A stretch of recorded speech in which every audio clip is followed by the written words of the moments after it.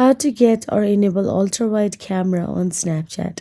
So let's get started with the tutorial. First of all you have to do is update the Snapchat app on your mobile device. Then open the App Store for the iPhone and Google Play Store for the Android. Now tap on the search address bar and type down Snapchat. And if you see the update icon available next to it, then update it to the latest version.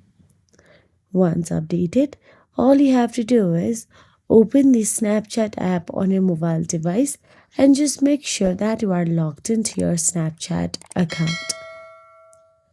Once inside the Snapchat app, look at the right side or the bottom or upper of the camera.